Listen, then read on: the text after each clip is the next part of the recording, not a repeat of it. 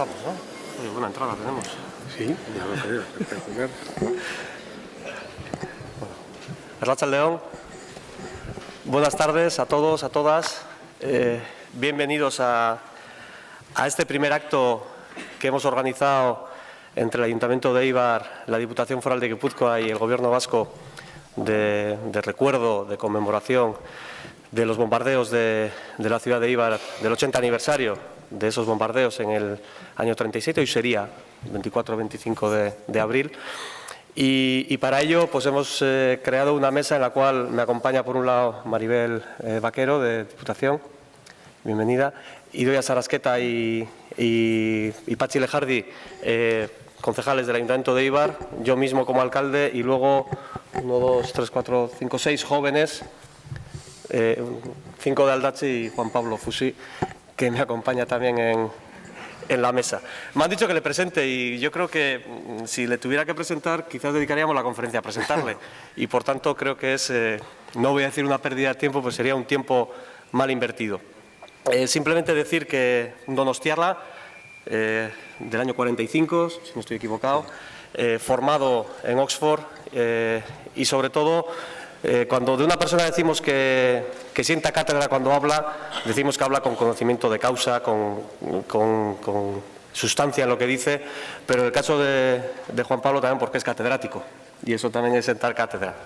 Ha sido director también de la Biblioteca Nacional, profesor, catedrático en la Universidad de Historia de Madrid, creo que es. Bueno, en fin, creo que sería demasiado extenso dar toda su bibliografía y todo su currículum, ¿no?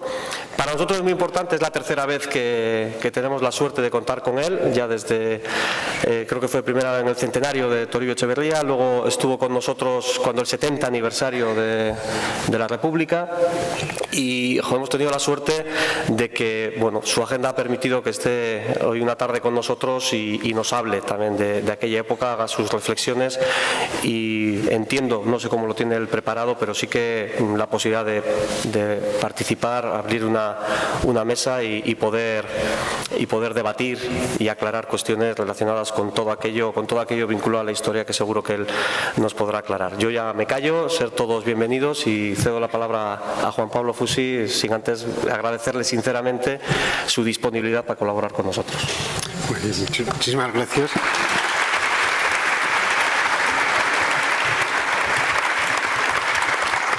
Arratsaldeon, alcalde, diputada, Jaun Andreok. Muchísimas gracias, soy yo que tiene que dar las gracias por la invitación, es siempre un placer. Yo cada vez que vengo a Guipúzcoa todo el mundo me pregunta que estarás muy cansado, es un alivio y un descanso el venir por cualquier pretexto, no solo a mi ciudad natal, sino a todos y cada una de las localidades de la provincia que presumo de conocer, por lo menos con competencia. Y tanto más de participar en por lo menos un acto de historia, en unas fechas o en unas conmemoraciones tan significadas y tan importantes para los historiadores y espero que para todo el público como son todo lo que tiene que ver con la guerra civil. En las conversaciones de invitación a mí me pidieron que hablase fundamentalmente sobre la guerra en general en España, no necesariamente sobre el País Vasco. Una hora es un tiempo muy escaso para poder hablar de la guerra civil y por tanto lo que yo voy a hacer es alguna advertencia previa para curarme en salud, un par de esquemas de la guerra muy generales, de la guerra en España y de la guerra en el País Vasco y luego sí diré unos 12 o 13 puntos breves que me parece que pueden darle sustancia a la interpretación de la guerra. Las advertencias. Primero, es un tema, creo que a nadie se le oculta, excepcionalmente complejo, polémico.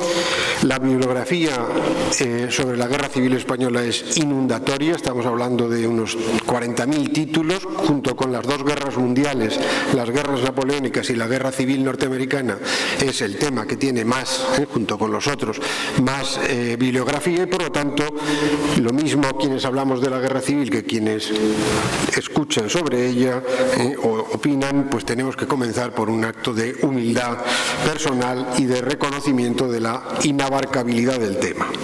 En segundo lugar,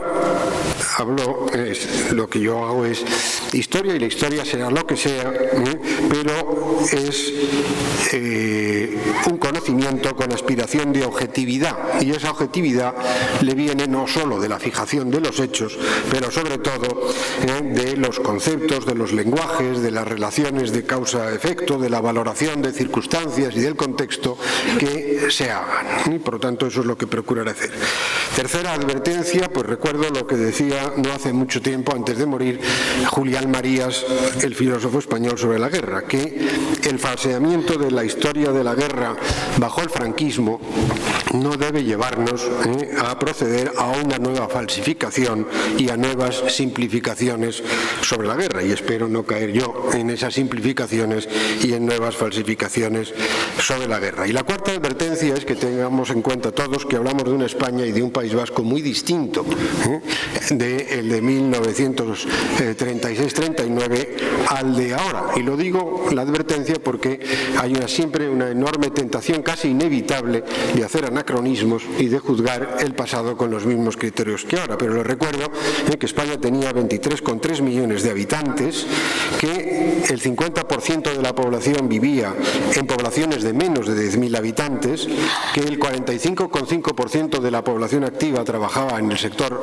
agrario, hoy no llega ni al 5%, y que por tanto era un país cuyas comunicaciones, carreteras, número de teléfonos, automóviles, movilidad física de la población desde los lugares de residencia, conocimiento que pudiera tener hasta geográfico del resto de España, es infinitamente inferior. No había vacaciones pagadas, no había seguridad social, no había declaración sobre la renta, no había montones de cosas que creemos que han existido siempre. Pues no es verdad, en absoluto, y ha costado muchísimo a las clases sociales de distinta naturaleza el conquistar una serie de derechos que nos parecen que han debido existir siempre y que son irrenunciables. El mismo País Vasco de los años 30 era una población, me refiero a Álava, Vizcaya y Guipúzcoa, de 890.000 habitantes, Vizcaya 485.000, Guipúzcoa 302.000, Álava solo 105.000 habitantes, las capitales Bilbao 160.000 habitantes, San Sebastián 85.500, Vitoria 42.000, Eibar tendría 12.000 y pico habitantes, entonces muy próximo a los de Tolosa. Irún estaba un poquito por delante con unos 16.000 habitantes. Por tanto, imaginen que las calles no están asfaltadas, la mayoría estaban adoquinadas, la electricidad pública era muy escasa, habría en muchos sitios y muchas ciudades grandes, incluido Madrid, todavía muchas farolas de gas que se iluminaban por la noche, y que por tanto estamos hablando de un mundo muy distinto. Bueno, esas serían las cuatro advertencias. Las dos esquemas muy generales de la guerra, para que lo entendamos de qué estamos hablando, no son complicados de entender. Voy muy esquemáticamente, luego ya digo que intentaré añadir un poquito más de sustantividad a lo que diga a la hora de ir analizando 13 o 14 puntos que quería hacer. La guerra en España. Primero, sublevación, 18 de julio de 1936, y batalla por Madrid. El primer objetivo del levantamiento, y eso dura hasta marzo del 37. Se escalona en distintos momentos, avance por Extremadura y Andalucía, y 4 ofensivas para tomar Madrid. Una por frontal, desde la Casa de Campo, los que conozcan Madrid y la ciudad universitaria y el puente de los franceses, fracasada. Otra, intentan copar Madrid por la carretera de La Coruña, describiendo una curva, mirando el mapa pues hacia la izquierda de Madrid. Eso ya es febrero del 37, enero del 37, febrero del 37 la batalla también por Madrid, la batalla de Jarama, por el sur, y finalmente, marzo del 37, ofensiva sobre Madrid desde Guadalajara, que también fracasa. Segunda etapa sería la guerra en el norte. Y ahí es donde entraría fundamentalmente los días que estamos conmemorando. Franco lleva la guerra al norte, renuncia a Madrid y a partir de marzo y hasta octubre del 37, va a concentrar toda su ofensiva en el norte de España. Primero Vizcaya, ahora aclaro por qué primero Vizcaya, enseguida, a partir de marzo, del 31 de marzo, hasta junio del 37 en que cae Bilbao, luego Santander en agosto y finalmente Asturias, que cae en octubre del 37. Tercera fase, la República lanza una gran ofensiva en el invierno del 37 sobre Teruel, toma Teruel, lo vuelven a retomar los entonces llamados nacionales, y esta tercera fase sería Teruel, avance de los nacionales por todo el Ebro, llegan al mar y dividen la República en dos. Por un lado queda Cataluña y por otro lado queda Madrid, el sudeste, todo lo que es Castilla-La Mancha y Valencia, Alicante. Eso es lo que le va a quedar a la República. Y en esa tercera fase también, tremenda contraofensiva del ejército republicano en el Ebro. Los nacionales pensaban que ya habían tomado todo el Ebro y llegado al mar, que lo habían hecho, y les sorprende por la retaguardia una tremenda ofensiva, la más dura de la guerra. La batalla del Ebro es la batalla más dura de la guerra.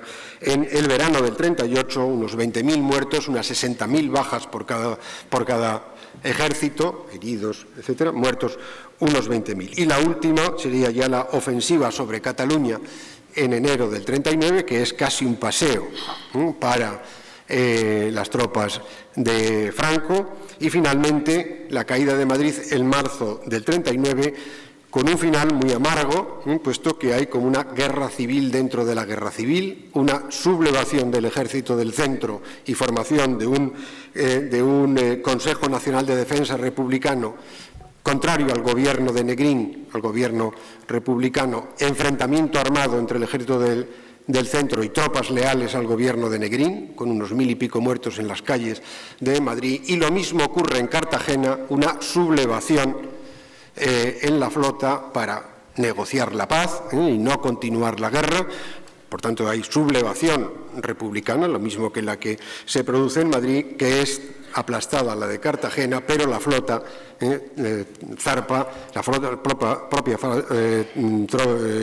flota republicana, y en el norte de África abandona los barcos y abandona la guerra.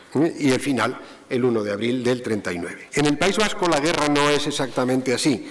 Les digo un poco también un esquema muy elemental de la guerra en el País Vasco para que sepamos lo que estamos hablando. Primero, evidentemente, sublevación, pero escenarios muy distintos. Hay una división del País Vasco, y si incluimos Navarra, y lo voy a incluir porque las brigadas navarras son muy importantes en toda la guerra en el País Vasco, y una división y fragmentación de todo el territorio. Como probablemente sepan, Álava y Navarra están mayoritariamente, si no unánimemente, con Franco, salvo pequeños focos de resistencia. Guipúzcoa se produce una absoluta fragmentación del poder republicano y la formación de 4 o 5 juntas sin coordinación entre ellas: la Junta de Irún, la Junta de Azpeitia, la Junta de San Sebastián, Junta de Defensa republicana, la Junta de Eibar, que preside de los Tollos, Juan de los Tollos, y la Junta de Azpeitia, que se forma a partir de agosto, que es del Partido Nacionalista Vasco. La de Irún es mayoritariamente comunista, la de San Sebastián republicano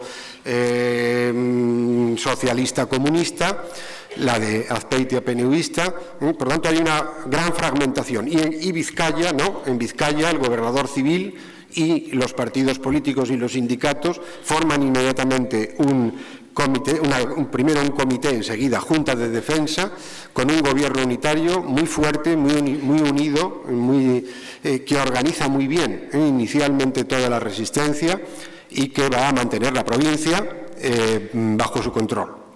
Por tanto, una primera situación muy distinta en los 4 territorios vascos o vasco-navarros. La guerra en el País Vasco tiene, además de lo que acabo de decir, en segundo lugar, 2 fases políticamente y también 2 fases o 3 distintas militarmente. 2 fases políticas muy claramente diferenciadas. Lo que acabo de decir, la fase de las juntas, en la que no hay gobierno vasco, no hay gobierno Aguirre, que va de julio del 36 con ese resultado que les acabo de decir de la sublevación distinto en los distintos sitios, hasta la formación del gobierno vasco el 7 de octubre del año 36. Juntas, porque quien manda son esas varias juntas de Guipúzcoa y la Junta de Vizcaya, y donde la guerra tiene un carácter y una simbología exactamente igual que en el resto de España. Banderas rojas, milicianos, puños en alto, una impronta revolucionaria y proletaria.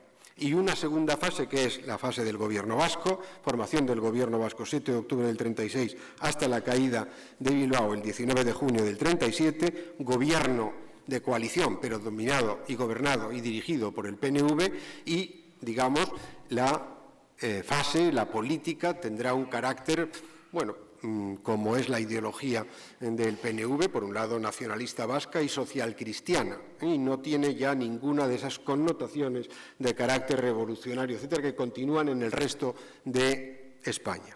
Fases militares también distintas, por lo menos 3 etapas. Una, la primera que he dicho, con esa sublevación distinta en los distintos sitios y penetración de tropas desde Navarra, de tropas nacionales desde Navarra, y caída de Guipúzcoa muy temprana y muy pronto en una guerra pequeña, lo cual no sirve de consuelo a los muertos para nada, pero estamos hablando de unos 8 o 9 mil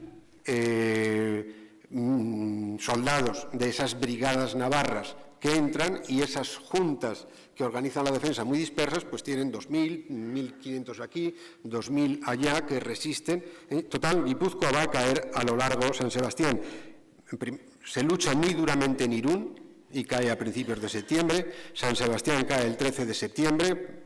Se decide más o menos abandonar la ciudad antes de dar una batalla calle a calle que hubiera destruido la ciudad, y luego hay una ofensiva, los que conozcan la provincia de Guipúzcoa, por las distintas carreteras que van desde el Oria, desde la carretera número 1 hasta el Deva, hasta aquí, y cae prácticamente con muy poca resistencia toda Guipúzcoa menos la línea del Deva. Y cuando digo la línea del Deva hay algo así, porque es justamente solamente en los pueblos que están ahí metidos, y toda Vizcaya que sigue resistiendo.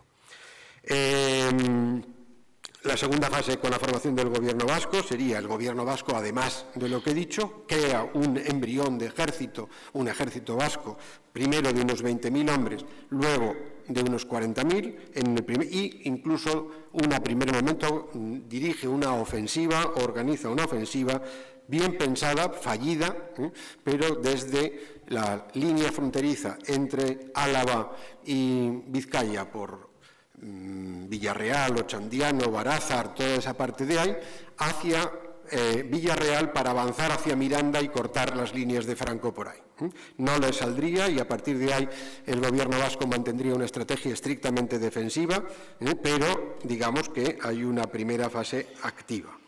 Y luego la otra fase es la que he mencionado antes en el contexto nacional, que sería la ofensiva de Mola y de Franco, pero manda las tropas del Ejército del Norte, las manda Mola hasta que muere a principios de junio. Ofensiva, pues desde las líneas en que han quedado fijadas los frentes, la línea del Deva y la frontera entre Burgos y Vizcaya y Álava y Vizcaya, ofensiva sobre Vizcaya y sobre las líneas fronterizas.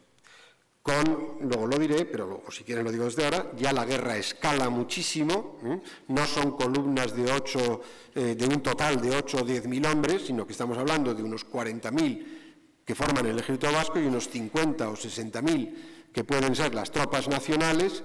No son ya simplemente batallas de infantería con armamento relativamente menor, sino que van a ser la artillería y la aviación los dos armas principales de esta ofensiva. Y la táctica, primero una oleada de fuego, bien de la aviación, bien de la artillería, y luego lanzar sobre las posiciones enemigas con maniobras envolventes y por los flancos y por todos los sitios a la infantería. En eso va a consistir. Una ofensiva que los nacionales creían que iba a ser muy rápido en Vizcaya, pero que les lleva mucho más. A nosotros nos puede parecer poco, pero dada sobre todo la superioridad aérea de las tropas de Franco, pues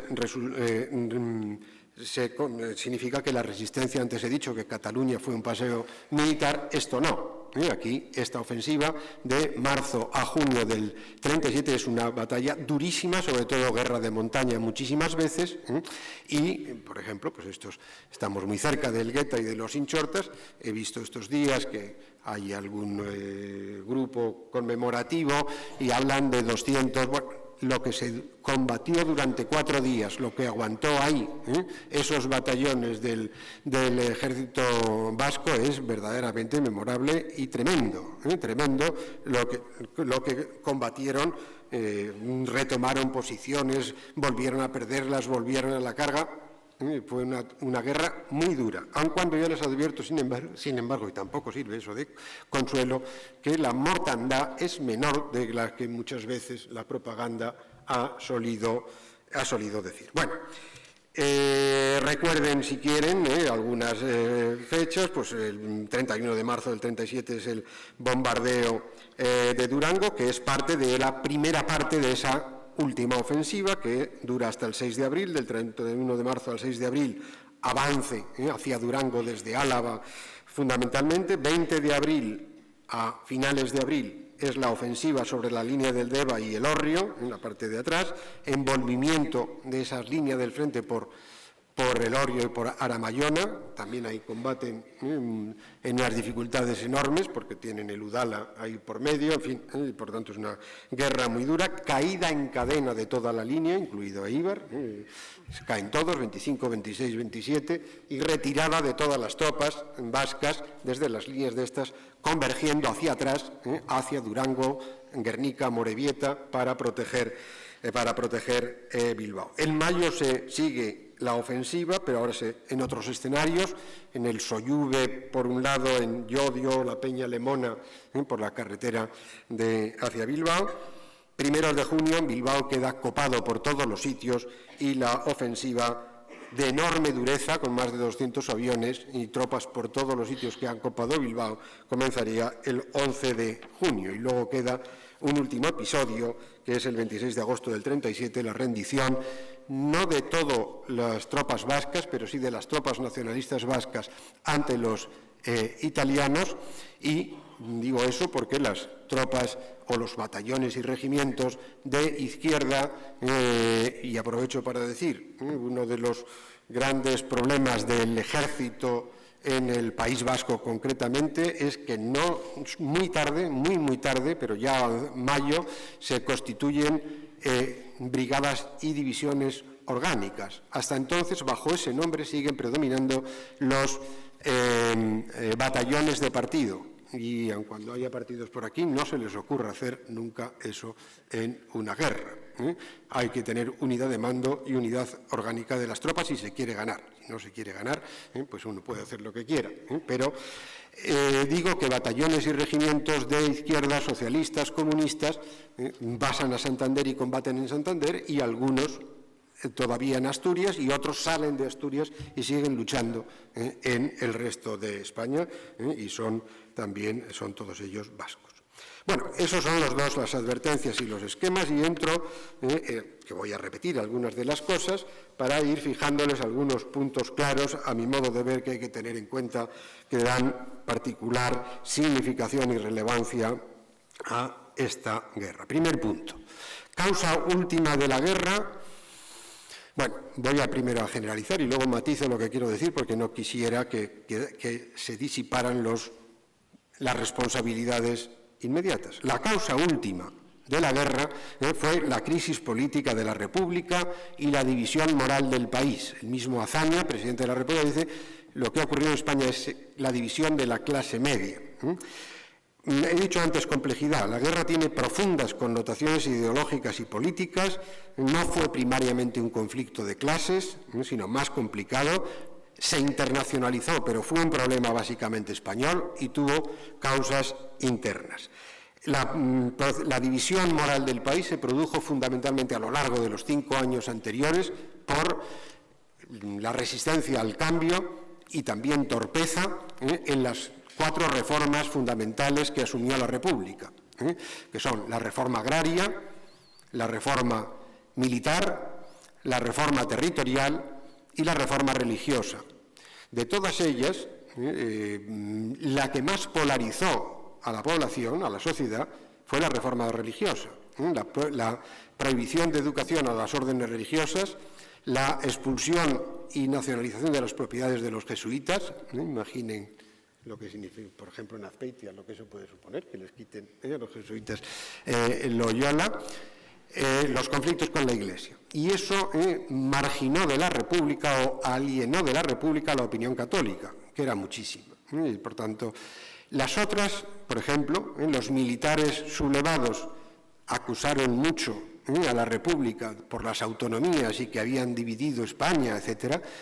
Fue prudentísima la República en materia territorial. Dio la autonomía solo a Cataluña en el año 32 y al País Vasco en octubre del 36, y decimos País Vasco cuando en realidad solo es la línea del Deva y Vizcaya, porque Álava estuvo con Franco desde el primer momento y Guipúzcoa había caído, como les he dicho, en septiembre. Por lo tanto, la autonomía vasca solo se aplica a toda Vizcaya y a esta línea, y por unos días a esta línea de unos meses del Deva.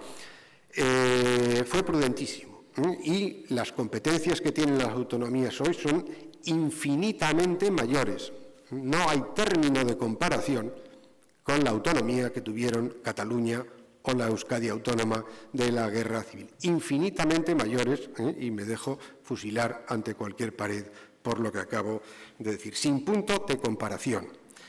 La reforma militar fue una reforma muy bien pensada, nadie ha regateado el elogio a la reducción del ejército y cambios militares y de regiones militares que hizo la República. Sin duda alguna la República la aplicó muy mal, sin buscar ningún consenso con los militares y por tanto ahí pudieron equivocarse en las formas, no en el fondo. Y la reforma agraria era muy complicada, de aplicación muy lenta y, bueno, probablemente insuficiente, pero, en fin, en torno a esas 4 se dividió el país. Pero quiero decir que la división de un país, la polarización, el enfrentamiento, no necesariamente es igual a guerra civil. Las sociedades coexisten y conviven con niveles de conflictividad enormes. Por lo tanto, la responsabilidad no está en unas causas abstractas de decir que el país se dividió y se polarizó porque hubo políticas mejores o peores, mejor o peor aplicadas. La responsabilidad corresponde a los militares que conspiran y se sublevan a partir del mismo día en que se produce la victoria de febrero del 36 del Frente Popular, que inmediatamente militares desafectos a la República van a la conspiración y a la organización de un levantamiento contra la República. No hay hecho social, lo digo sobre todo por los estudiantes, que no pasa por decisiones individuales, salvo la invención de la agricultura o alguna cosa de ese tipo. Pasa todo por alguien escribe el panfleto, alguien da la orden de convocatoria de aquel acto, alguien tiene que ir por los cuarteles diciendo y tanteando a los otros militares a ver si se van a sublevar, sí o no. Y alguien marca unos objetivos de guerra y unos objetivos del golpe. No es en la división moral del país, que es verdad que es una causa de fondo, pero en otras palabras, la guerra era probable, dada la división del país, pero no inevitable. Y había alternativas. Se podía haber formado un gobierno de unidad republicana, incorporar a 2 militares de prestigio al gobierno, un gobierno del presidente suspendiendo a los partidos políticos y pidiendo un mandato expreso de 3 meses para reconstruir el país. Siempre hay posibilidad. Por tanto, la responsabilidad de la guerra, a pesar de todas las complejidad de la situación histórica, política, económica, social que queramos poner, al final está en quienes deciden el levantamiento y la sublevación. Segundo punto, no había amenaza comunista o revolucionaria en España en 1936, como una y otra vez repetiría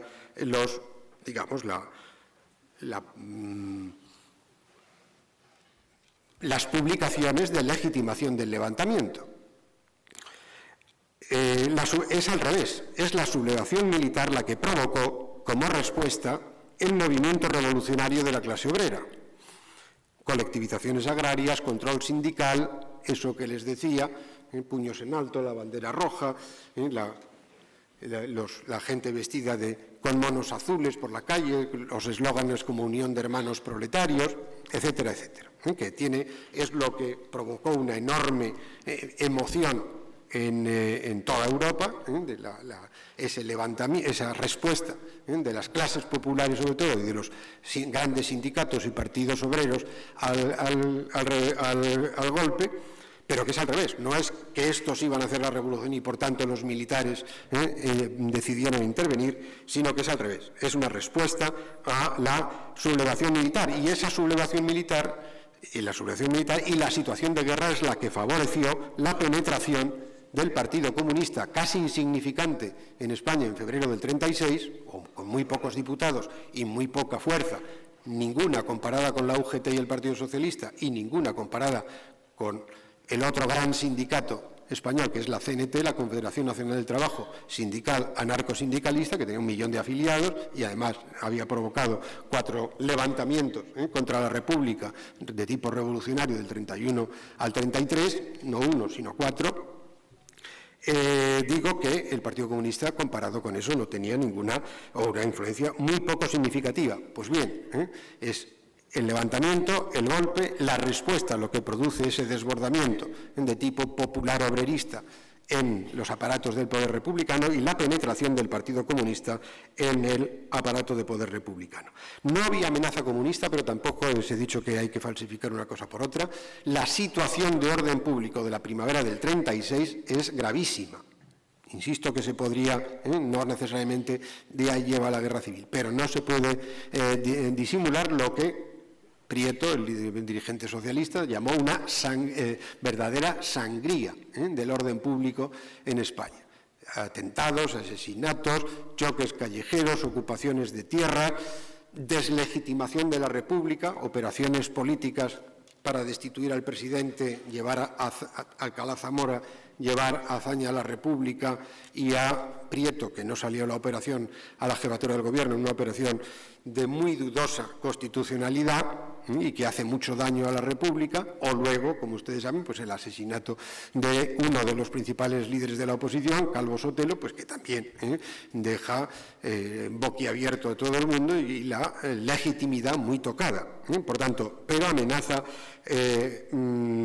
revolucionaria o comunista en 36, España no está al borde de la revolución. Primer punto que quería, o segundo punto que quería hacer. Tercero, el equilibrio inicial de las fuerzas es favorable a la República, y me parece este punto muy importante por lo que luego diré, y les doy algunos datos. La República retuvo, dentro del bando republicano queda toda la España industrial, Cataluña, Vizcaya, Asturias, buena parte de la Marina y de la aviación. Los datos de la aviación y de la Marina son muy significativos. La República queda con 64 barcos, Franco con 28, la República con 320 aviones y Franco con 130. En términos de oficiales, hay algunos de quienes se han leído la guerra habrán visto cifras distintas. Hay quien habla de 15.000 oficiales, hay quien habla de 30.000 oficiales, depende de lo que se cuente. Hay 30.000, incluyendo la reserva, que es movilizada el 18 de julio del 36. En activo, en los cuarteles, hay 15.000 y pico. Bueno, de estos 15.343 se sublevan 8.000, 7.624 permanecen leales a la República.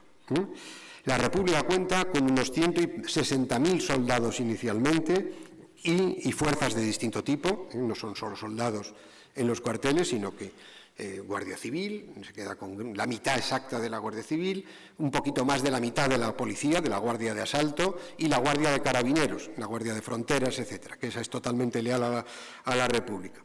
Los rebeldes con 150.000, pero ahí viene un pero muy importante que tiene que ver también con otras cosas, el cuerpo de élite del ejército español es el ejército de África, que tiene 42.172 soldados y 2.200 oficiales, todos están, menos unos pocos oficiales que los fusilan, incluido un primo de Franco, que los fusilan en los primeros días, estos quedan todos en el lado sublevado.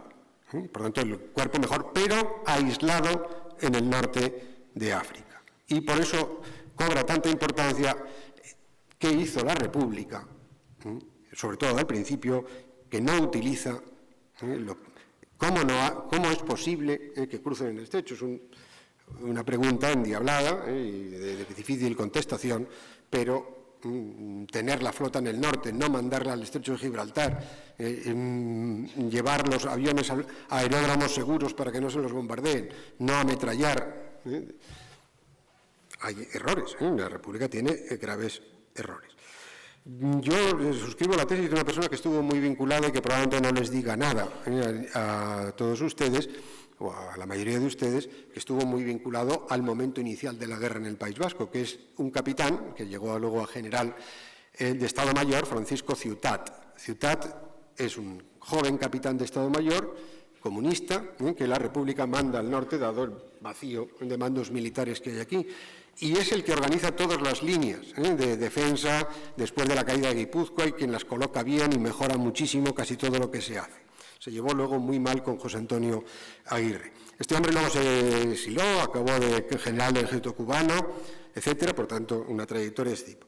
Y tiene un libro, era muy amigo del general Rojo, del que luego hablaré, íntimo protegido, un protégé del general Rojo, el jefe de Estado Mayor de la República, este es capitán, y él lo dice claramente que la República perdió los primeros 6 meses de la guerra, por falta de unidad política y por falta de unidad de mando. No puede ser más contundente. Y paso al punto siguiente. Ese proceso revolucionario que se desencadena en la zona republicana fue una de las causas, no digo la causa, una de las causas de la fragmentación e ineficacia iniciales del ejército republicano y de la paralización de la acción del Estado republicano en los primeros meses, que eso es verdad que es así.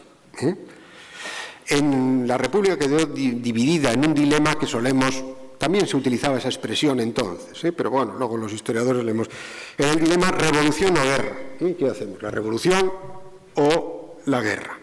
Pues tenían razón quienes comprendieron la necesidad de priorizar la guerra sobre la revolución, y quien más comprendió y antes comprendió esa necesidad fue el Partido Comunista. Eso es así y es verdad, y sus asesores soviéticos, etcétera. Tuvieron las cosas muy claras. No podemos continuar con colectivizaciones, con fragmentaciones, con que la Telefónica esté ocupada por la CNT, etcétera. No es posible ganar una guerra así. No es posible ganar una guerra así. En cualquier caso, lo que sí es totalmente cierto es lo que les voy a decir ahora. La República careció de ejército verdaderamente operativo, a pesar de tener 300 aviones y 60 barcos y 150.000 hombres y 8.000 oficiales, careció de ejército verdaderamente operativo hasta la primavera del 37. En el 37 sí tiene ya, con mayúsculas le llaman así, no se llama Ejército de la República, sino Ejército Popular, como se llamó el Ejército Popular de la República, y ya tiene divisiones, no son batallones de milicianos que van llenos de generosidad y muriendo muchos de ellos, casi andando a los frentes o lo que sea, sino son divisiones orgánicas con Estado Mayor, con toda clase de unidades de todo tipo, y el ejército de la República acaba teniendo 500.000 hombres, el ejército popular, igual que el otro. Por tanto, la República, ya les digo, que perdió los 6 primeros meses, para algunos decisivamente e irreversiblemente. Yo no creo tampoco, igual que les he dicho que la guerra no era inevitable. También la guerra, por lo menos hasta la batalla del Ebro, pudo. Eso, los que, ya que estoy en Eibar y tuvieron ustedes un partido, las guerras, como los partidos, no se ganan hasta el último momento. Parece que va a empatar usted a 0 y al final, igual que uno puede tener un dibujo y una estrategia estupenda, y dice, qué bien ha planteado Mendilibar, atacan por... Si luego falla, y hay un señor que se pierde los nervios y se precipita y lo expulsan, pues le deja usted con 10. Bueno, en la guerra hay muchas cosas de ese tipo.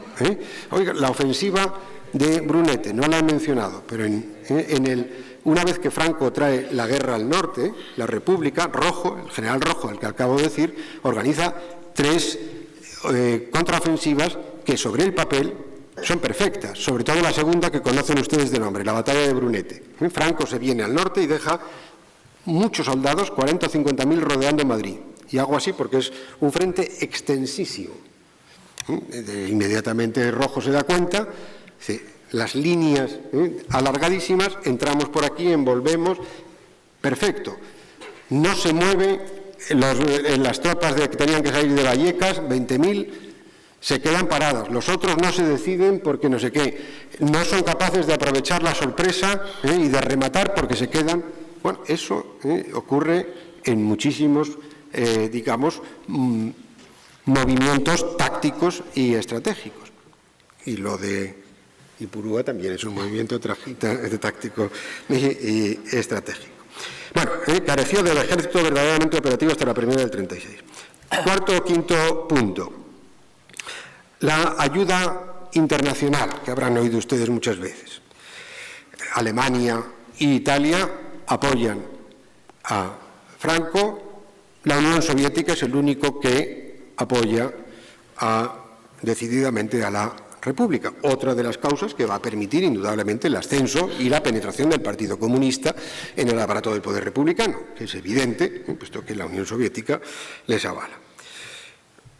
Escuchen todo hasta el final, porque la primera parte puede parecer distinta a lo que pensaban, pero la segunda equilibra y me parece que es donde está la verdad del asunto. En términos cuantitativos, hombres, asesores, armas, la ayuda recibida por ambos bandos es bastante parecida, no hay gran diferencia, y les digo los datos. La Unión Soviética pone en España unos 2.000 asesores, entrega 1.300 aviones a la República, 900 tanques y las brigadas internacionales, que son voluntarios, que vienen a ayudar a la República, llegan a sumar un total de 60.000 hombres.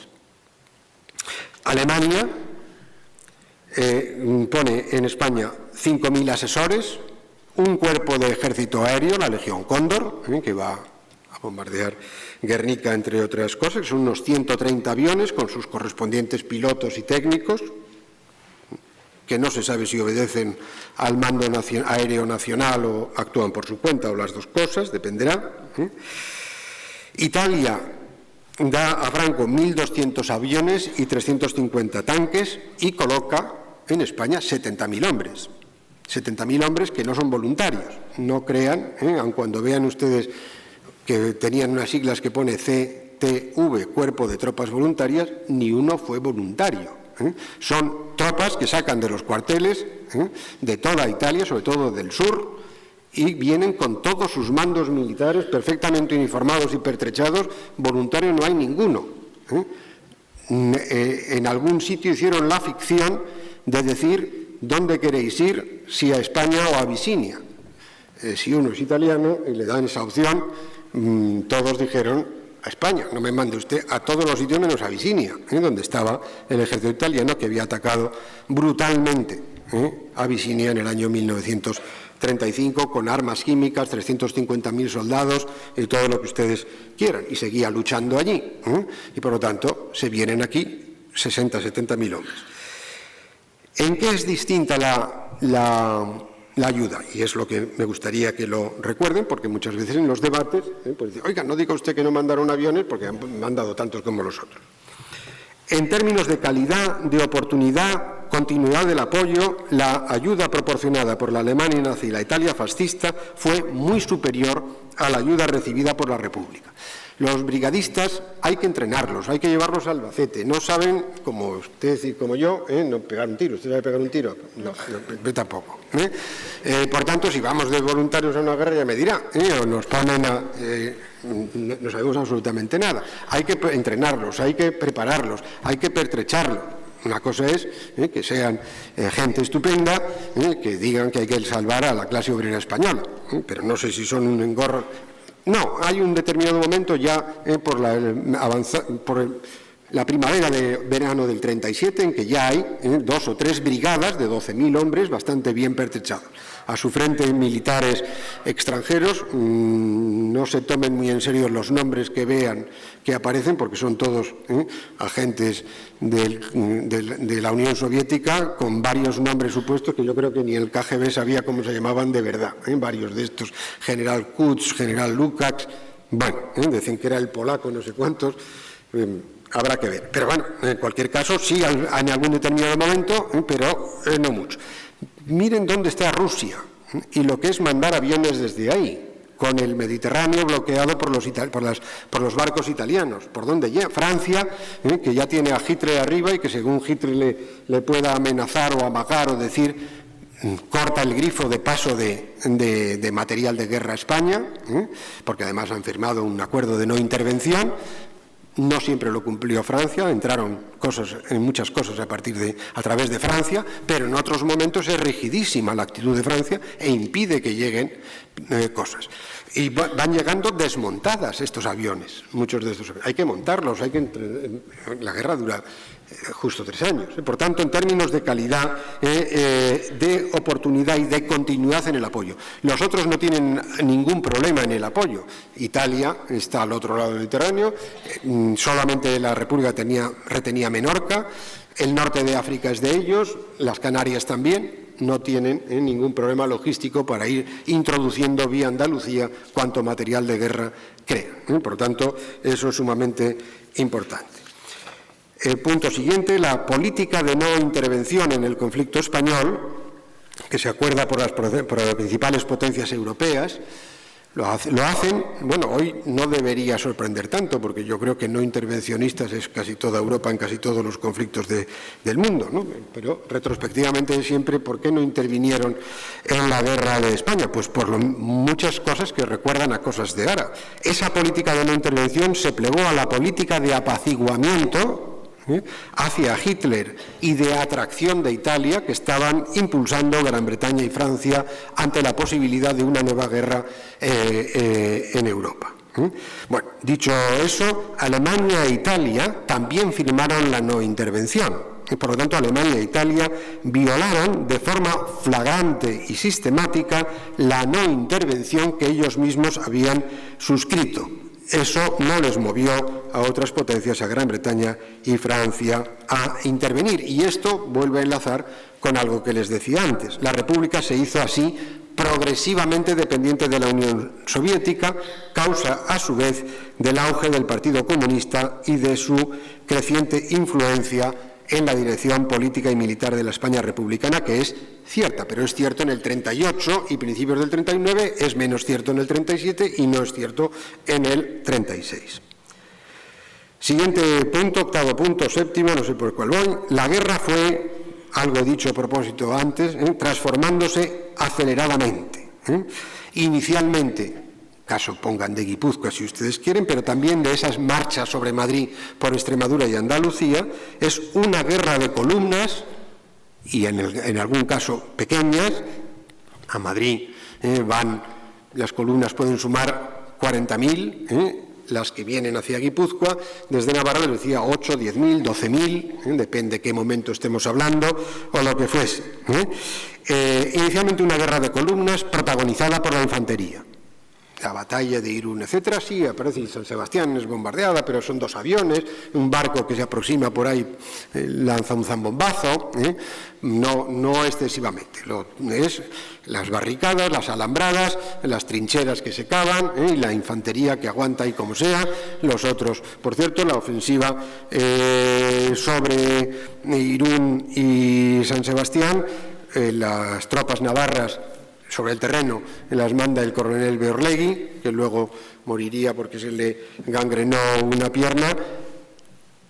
No les recomiendo que ataquen nunca ni Irún ni San Sebastián, pero no lo hagan por Oyarzún, por donde va este. Se metió en el peor sitio posible y, bueno, no los batieron pues porque por la estrategia estrictamente defensiva de las juntas de defensa, pero se metieron en un terreno impenetrable y malísimo. Pero, en fin, salieron de ahí. Digo que siempre hubiera habido, con más habilidad militar, pues posibilidad de haber diezmado esa ofensiva. Una guerra de columnas protagonizada por la infantería al principio y desde el 37, sobre todo desde la ofensiva del norte, la artillería y la aviación, decía, se convirtieron en las armas principales.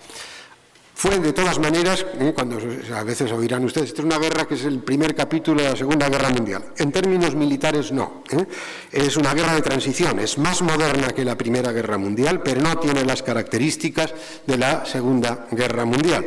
La superioridad aérea, siendo muy importante, por ejemplo, en el frente vasco, la superioridad de Franco, no tiene el carácter determinante que tiene en la Segunda Guerra Mundial. No hay esas superfortalezas, bombardeos en profundidad de territorio enemigo con aviones de esa capacidad de fuego como la que los norteamericanos van a poner en la Segunda Guerra Mundial.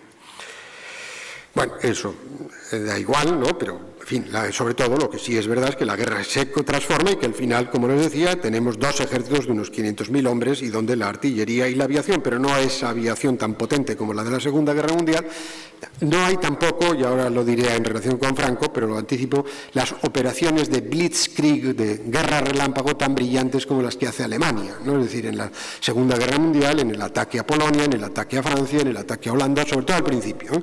Eso de la guerra relámpago se termina cuando se meten en Rusia. Cuando los alemanes entran en Rusia, que quedan ahí ya, la guerra pasa a ser otra guerra distinta. Antes he hablado de la no intervención y ya han visto que no se interviene, ¿no? Es decir, un casus de intervención en la época contemporánea habría sido Crimea. Rusia se ha quedado con un territorio enorme de un país distinto al suyo, que es Ucrania.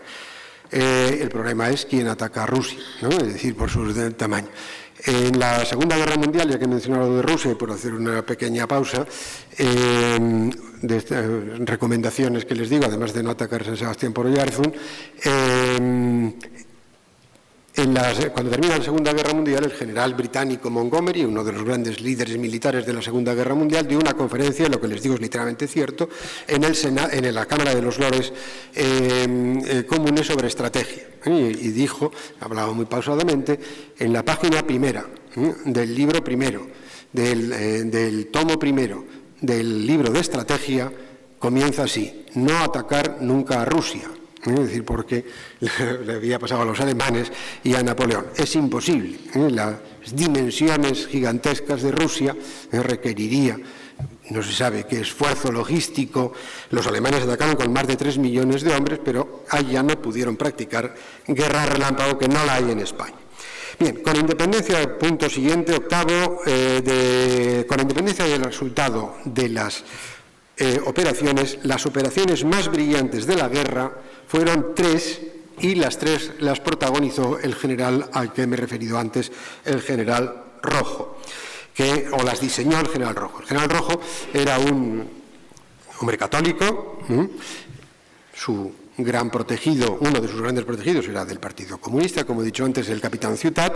Rojo era católico, que permaneció leal a la República, un hombre bastante conservador, y era un oficial que no había tenido experiencia de guerra, porque era oficial de Estado Mayor. Los oficiales de Estado Mayor están especializados en el diseño de la táctica y de la estrategia, de los planos, flecha por aquí, por allá, el flanco no sé cuántos, ir por la derecha, centrar a la todos hacia adelante, que hablan del todo ese tipo de cuestiones. Entonces él diseñó 3 ofensivas, una de Brunete, julio del 37, Belchite, agosto del 37 y la batalla del Ebro. Digo porque en estas son magníficas, sorprenden por completo. Por ejemplo, cuando se produce la ofensiva de Brunete, que es para, digamos, compensar ya la pérdida de Bilbao. Bilbao cae en junio del 37, Franco va a lanzarse sobre Santander y le sorprende la República Rojo atacando Brunete en Madrid. Y Franco dice, me han tirado el frente de Madrid, palabras textuales. Y cree que está a punto de perder la guerra, ahí saca tropas de todos los sitios, renuncia a la ofensiva sobre Santander durante un mes y consigue restaurar un poco los frentes del norte, que pierden esa batalla, entre otras cosas, porque no saben sacar ventaja o provecho de la ventaja que habían conseguido de penetración en líneas enemigas y no avanzan todos al mismo tiempo, etcétera, etcétera. Belchite en Aragón es parecido y el Ebro también. En el Ebro es una enorme sorpresa que a punto le dan, también estuvieron a punto de dar la vuelta a la guerra en julio del 38. Como estratega y táctico, ya que le han puesto ustedes por algún sitio a Franco, por ahí, Franco fue, pues como era él en todo, es un hombre verdaderamente cauteloso, tremendamente prudente, obsesionado por la territorialidad, es decir, no ceder un milímetro de terreno, nada inclinado y no entendía nada de guerra mecanizada, de guerra rápida, preconizada por el pensamiento militar de los años 30, él está por completo ajeno a ello, y desarrollada esa estrategia durante la Segunda Guerra Mundial. Fue muy criticada en muchas de sus operaciones, siempre por esta prudencia. En la batalla del Ebro se empeña en una respuesta frontal a las tropas republicanas. No hay ninguna operación de envolver a las tropas por ninguno de los dos flancos del Ebro, y pasan y prolongan muchísimo. Las críticas son enormes. La idea de que Franco hace eso para agotar al ejército republicano yo creo que no es cierta, aparte que si es así hubiera sido un irresponsable absoluto, porque podía haber perdido perfectamente y no era un irresponsable absoluto. Yo creo que no tiene... Es un hombre de capacidad de formación militar muy convencional, muy tradicional, que le lleva a desdeñar la guerra moderna y a ser tremendamente siempre cautelosísimo y muy prudente. Su único mayor acierto, si quieren, fue llevar la guerra al norte. Ahí sí se dio cuenta de la enorme vulnerabilidad de la pequeña franja que había quedado, Vizcaya, Santander y Asturias, y digo vulnerabilidad porque sí lo es. Tengan en cuenta que todo Castilla y está en manos de Franco y que por lo tanto ayudar al norte con los aviones de entonces que no tienen una capacidad de vuelo muy alta es muy difícil, es tremendamente difícil. Y por tanto, por ejemplo, en la guerra del País Vasco se ha discutido mucho, no hay ninguna duda de la inferioridad aérea del ejército vasco con respecto a Franco. Franco, he dicho que tiene pues unos 100 y pico aviones, puede llegar a más en el norte, porque tiene aeródromos cerca, y además los alemanes pues tienen 100 aviones autónomos propios, por lo tanto estamos hablando de una fuerza de unos 220. La República puede poner en todo caso y en el mejor de los momentos unos 30 aviones, la República no, el gobierno vasco, unos 30 aviones en el mejor de los casos cuando puede ponerlos. ¿Se enviaron aviones? ¿No se enviaron? Sí se intentan enviar bastantes veces. Hay 3 o 4 operaciones de enviar aviones. Algunos son derribados. Salen de Talavera o lo que fuese, una escuadrilla de 10, 12 y derriban a 6 y se vuelven los otros 5 o 6. Algunos llegan a Santander. Franco y sus tropas habían bombardeado los pocos, había 2 aeródromos en Vizcaya y nada más. No había aeropuertos. Sondica y esto es posterior a la guerra. Hay aeródromos de tierra que se alisan para que puedan aterrizar. La climatología es muy adversa muchas veces, como saben los que hayan ido a esa pesadilla que es llegar a Bilbao en avión. Es decir, que como le coja a usted viento, pues no sé lo que le puede pasar ahí. Pues no les digo nada entonces, o con niebla o con cualquier cosa. En Francia hay envíos que salen desde Cataluña, van por el sur de Francia para que entren para aquí. Francia detiene algunos de esos envíos. Los retiene durante un tiempo o no los deja pasar. Por tanto, y al final se mandan unos 20 que llegan cuando ya cae Bilbao prácticamente, y el comandante en jefe de las tropas del Ejército del Norte, que existía y el gobierno, las tropas vascas, no respondían al general del Ejército del Norte que estaba en Santander, decide no enviar los aviones a los aeródromos vascos porque está a punto de caer ya Bilbao, ¿no? Y por tanto no quiere que les destruyan los aviones. Por tanto, es un acierto ver la fragilidad de esa pequeña franja del norte, el potencial económico que tiene hacerse con Bilbao, con las minas de Asturias. Franco va a sacar un rendimiento a altos hornos, casi 3, una vez que liberen Bilbao, que conquisten Bilbao, 4 veces superior a lo que había conseguido de producción de acero el gobierno vasco. Por lo tanto, tienen ahí pues un valor indudable de tipo económico y muy fuerte en la toma del norte.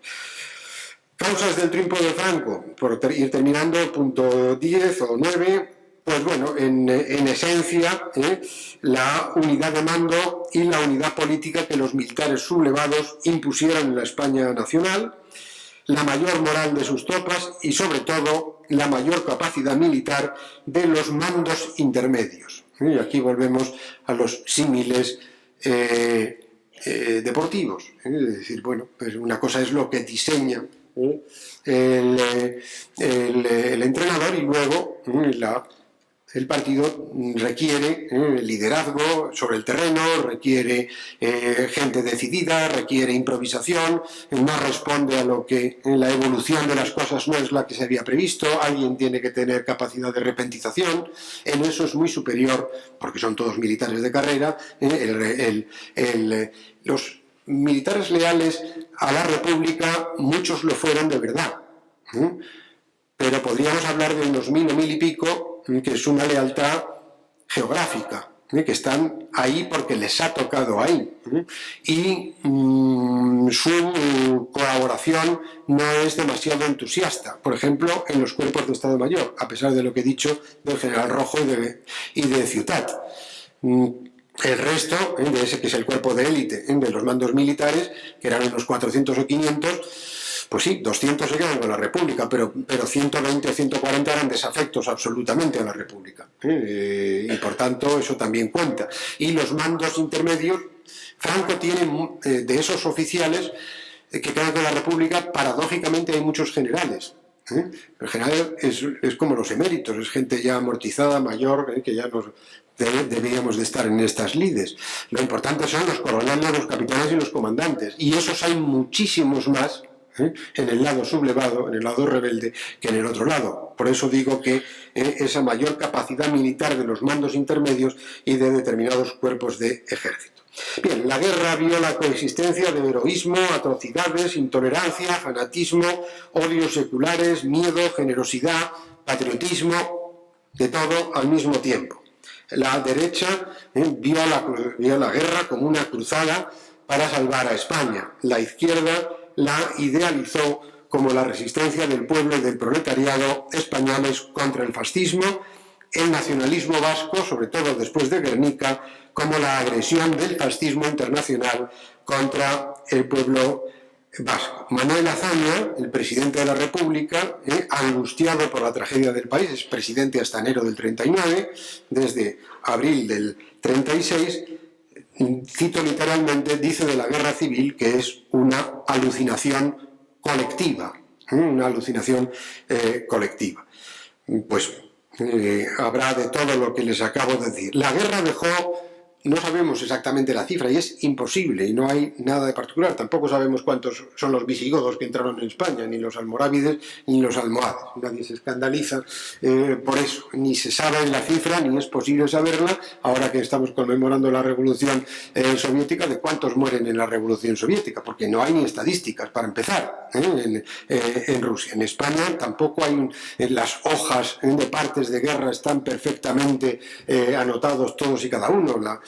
Según van cayendo unas provincias y otras hay desplazamientos de población, unos 80.000 guipuzcoanos se desplazan desde Guipúzcoa para aquí en la guerra en el País Vasco, que diré algunos datos enseguida en un minuto, hay muertos, pero hay muchos vascos que mueren fuera de aquí y hay muchos que no son vascos que mueren en el territorio vasco durante la guerra. Por tanto, bueno, están bastante seguros si hablan de 300.000 muertos, en la guerra, de esos 23 millones, de una España de 23 millones, de los cuales unos 160.000 serían en el frente de ambos bandos, siempre mayor, no es un empate, no son 80.000, sino que serían 90.000 republicanos frente a 70.000 franquistas o nacionales, y el resto, unos 140.000, en las retaguardias de ambas partes del 36 al 39, de los cuales también es superior la represión en la zona franquista que en la zona republicana. Si son 160 y 140, no son 70, sino que serían unos 80 o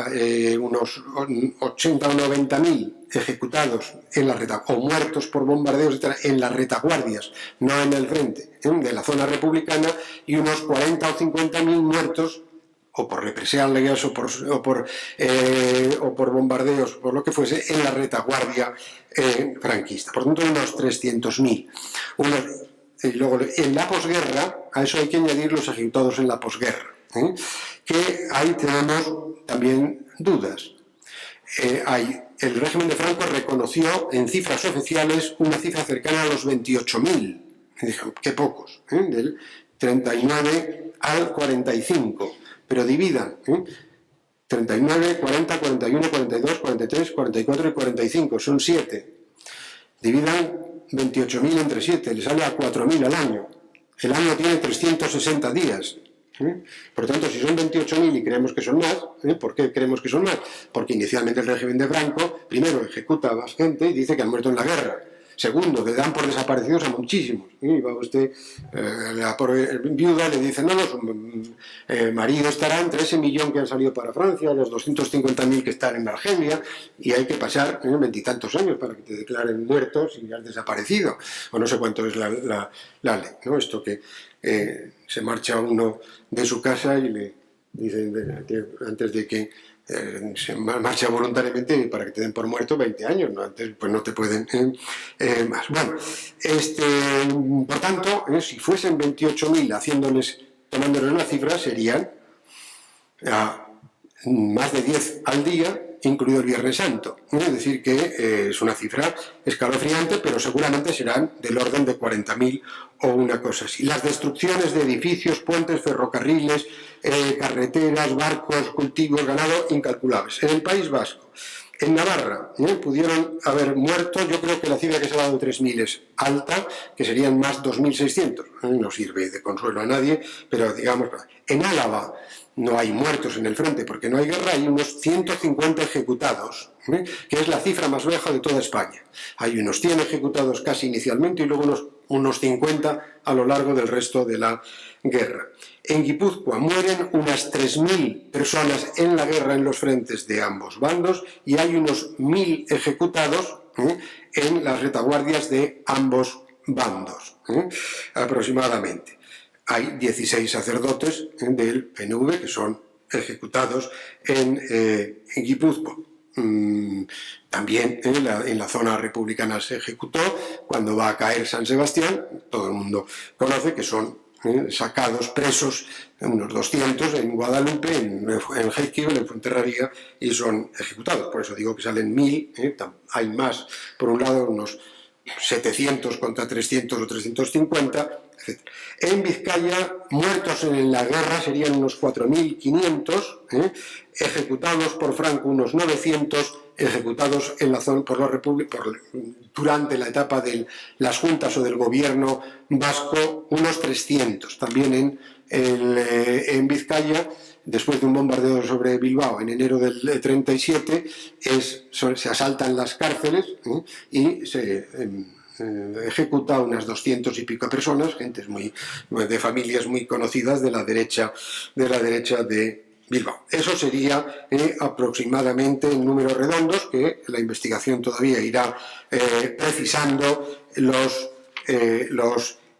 muertos. Bueno, por último, tras su victoria en el año 39, Franco creó un régimen autoritario y de poder personal que duró hasta el año 75, tuvo distintas fases, fue un régimen abiertamente totalitario y fascista hasta el 45, un régimen nacional católico, siempre autoritario y de poder personal, hasta desde ese año hasta el 57 y 60, tecnocrático y desarrollista desde entonces hasta su final. Y es solo en esa etapa, por si acaso tienen que discutir con alguien, cuando España se transforma en un país industrial y urbano. Pero recuerden que en el año 1960, España, Grecia y Portugal son los 3 países más atrasados de Europa, incluido la Europa del Este, que ya es decir, era atrasadísima.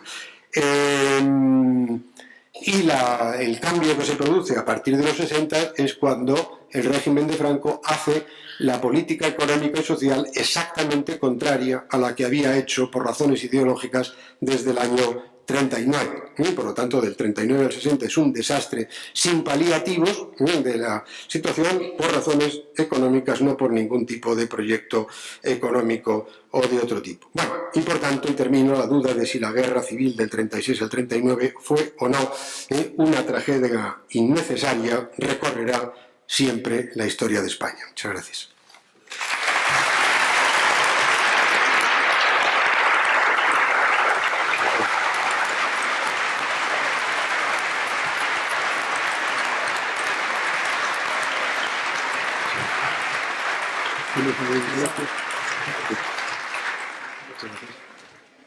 ¿Hacemos un coloquio? Sí, sí.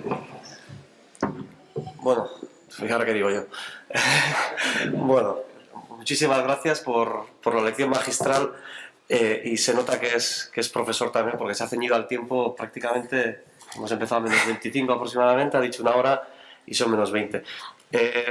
Tengo la posibilidad de abrir un debate sobre fútbol, sobre el partido de ayer, pero creo que no es oportuno, con lo cual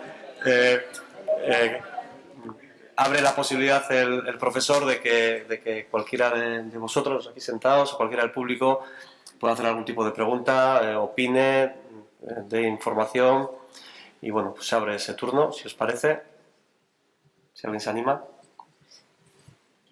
No rompe usted el fuego. Pues yo, por romper el hielo, siempre tiene que ser alguien... Sí. Igual alguna pregunta que está fuera de lugar y quizás sea de alguien ignorante desde el punto de vista histórico, ¿no? Pero estamos celebrando ahora el 80 aniversario de bombardeos. Sí. Es verdad que hay un símbolo que es Guernica. Y bueno, entiendo que en los 3 años de guerra civil habrá muchísimos más símbolos, pero es uno de ellos, quizás de los más importantes, el que más trascendencia internacional ha tenido es Guernica, ¿no? La pregunta es si eso tiene una base histórica, es decir, ¿por qué Guernica ha adquirido ese simbolismo? ¿Por el número de fallecidos, por la crueldad del bombardeo, porque rompió líneas y enseguida se llevó a Bilbao? Es decir, ¿hay algún argumento o simplemente, bueno, pues había que buscar un símbolo y luego Picasso ayudó? No, porque Picasso ayudó y ayudó muchísimo, eso sin ninguna duda. No, es una pregunta muy interesante, ¿no? Porque en determinados momentos determinado tipo de acontecimientos adquieren en la memoria colectiva pues un carácter, primero una fijación y un carácter simbólico pues mucho más fuerte. Lo hay en mitos trágicos o reales o positivos, los hay pues, a todo lo largo de la historia. En la Segunda Guerra Mundial y en la Primera Guerra Mundial también hay batallas que no son necesariamente ni más violentas ni más decisivas que otras, y sin embargo pues todo el mundo recuerda Verdún y recuerda menos la batalla del Somme, ¿no? Pues el Somme, ¿por qué Verdún? Pues bueno, pues porque también hay a veces se construye el mito, no todos los mitos son espontáneos, hay también construcciones de mitos que no objeto en absoluto toda la cuestión del mito. Vamos a ver lo de Guernica. Guernica, lo comentaba antes, primera duda. ¿Tiene valor militar Guernica y por tanto el ataque a Guernica pues es particularmente gratuito, dentro de que en una guerra pues todo es de una violencia inusitada y desde nuestra moral, luego quiero decir algo a propósito de eso, inadmisible? Guernica en principio no tiene particular valor estratégico como lo tiene Durango. En Durango, todos ustedes han estado ahí, está en la carretera, también entonces, aun cuando fuera adoquinada, de Eibar, de Guipúzcoa a Vizcaya, es llave para llegar a Bilbao, confluye en carreteras que vienen de los puertos de Álava, desde Barázar y de otros sitios, y desde Elorrio, etcétera. Por tanto, es un punto, un núcleo que está en el centro de Vizcaya y llave para llegar a Bilbao. Y además para un ataque frontal y sin obstáculos a Bilbao, porque no hay, a partir de ahí, no hay, es casi llano el terreno de Durango a Bilbao por Amorebieta. Por tanto, Durango tiene valor, indudablemente, como por cierto lo tiene Elorrio también, porque confluye en carreteras distintas, pequeñas o lo que sea, pero tiene importancia en una guerra. Guernica no tiene ese valor. Adquiere un poco de valor militar y estratégico en la circunstancia en que se produce el hundimiento de la línea del Deva, que es estrepitosa, es decir, una vez que cae todo y salen unos 20.000 que ocupan toda la línea del Deva en los distintos frentes, entre el Goíbar y Marquina, entre Eibar y la parte de Durango, entre Mondragón, Arrasate y Elorrio, en las distintas líneas, sale todo corriendo hacia atrás, precipitadamente y bastante desordenadamente, para recomponer líneas atrás. Y los mandos militares pueden pensar, del mando franquista, que un centro de recomposición de ese frente podría ser en torno a Guernica, no necesariamente en Guernica, pero en una línea que fuera de la costa por Guernica hacia Durango, etc. Un poco de valor militar lo tiene en ese sentido, pero muy poco. Creo que tiene una advertencia muy clara a Bilbao, es decir, que la intención es: esto es lo que va a ocurrir si Bilbao no capitula. Es decir, nosotros tenemos una capacidad de fuego enorme y, por lo tanto, que se atenga, no vamos a vacilar en nada, no nos asusta absolutamente nada, no nos contiene absolutamente nada. No creo que en principio no hay demasiada evidencia en que hayan pensado Guernica es la capital espiritual de los vascos y vamos a hacerla. Comentaba antes, y no lo digo improvisadamente, a muchos militares españoles del lado de Franco hubieran castigado más a Eibar por haber sido la capital, la ciudad que proclamó la República, que a Guernica, porque tiene mucho más simbología republicano-socialista que Guernica. Porque Guernica era una zona muy carlista, y en las elecciones del 31 las ganó el carlismo, no las ganó el nacionalismo vasco en Guernica. Luego hubo una gestora y el alcalde del final es otro, pero el que gana las elecciones en Guernica no está, por ejemplo, en los movimientos de ayuntamientos que hace el PNV cuando se proclama la República para ir a un estatuto vasco-navarro. No, está Guernica, no está Bilbao, no está Eibar, no está San Sebastián, no está Pamplona, no está Vitoria. Pero más significativo que no está Guernica, la gente se lo olvida, porque no hace los deberes, pero las cosas son así. Bueno, y la zona de Guernica es muy carlista. Recuerden que el Guernica Coarbora es un himno más carlista que otra cosa, de origen carlista que otra cosa. Por tanto, digo que no encaja demasiado bien, vamos a castigar a esto. ¿Cómo se produce lo del cuadro? El cuadro, evidentemente, Picasso le habían encargado al gobierno de la República que pintase un cuadro desde febrero para la Expo que iba a ser en julio del 37, como fue una exposición mundial en París. Y la República le encarga. Picasso había alquilado un gran local en Montmartre, etcétera, y había hecho algunos esbozos de algo, pero estaba sin tema. Sin tema. El tema a él no se le ocurre Guernica, la cosa es indirecta. José María Celay, que es un pintor de Bermeo, vasco, excelente, a mí me gusta muchísimo, por lo menos nacionalista vasco, que luego se exilió y que era el encargado de la exposición que en el pabellón español llevó el gobierno vasco, que fue una exposición de pintura muy buena, la hizo Ucelay estaba en París y vio que los periódicos decían que había bombardeado a Guernica, estaba espantado porque les debe, por razones obvias, y se encuentra con otro vasco, bilbaíno, muy desarrollado del País Vasco, Juan Larrea, magnífico pintor, poeta, que era muy republicano y estaba trabajando en el pabellón, pero no por lo vasco, sino con España, y luego se exilió también y vivió fuera. Muy amigo de todos los grandes intelectuales franceses, pero era un surrealista, muy metido en París, en toda la vida de revistas internacionales. Se encuentra en el metro y le dice, oye, ¿has visto lo que ha pasado? Y bueno, entonces Larrea, que era muy amigo de Picasso, va a Picasso y le dice, oye, ya tienes tema, han bombardeado Guernica. Y Picasso hace lo mismo que hubiera hecho, porque no hay una iconografía vasca en el Guernica, evidentemente, y la iconografía que pone Picasso es la iconografía que Picasso estaba poniendo en muchas otras cosas desde el año 32 a 33, el caballo, el toro, la mujer con los brazos no sé qué, la luz, unas llamas por una ventana, y le dice, y entonces frenéticamente, y en muy pocos días, en 15 o 20 días lo hace. Inmediatamente es un éxito en la Expo tremenda, con alguna salvedad. Al partido, a los críticos comunistas que están en el realismo social y tal, les parece un cuadro detestable y dicen, se ponen como panteras contra el cuadro. Los de vanguardia, franceses, ingleses, obra maestra desde el primer momento. El gobierno vasco va a verlo por arriba y no le gusta nada. Y no les gusta absolutamente nada, quedan fríos, no hay ni una sonrisa de los miembros del gobierno vasco que va a verlo. A Ucelay tampoco le gustó nada el Guernica.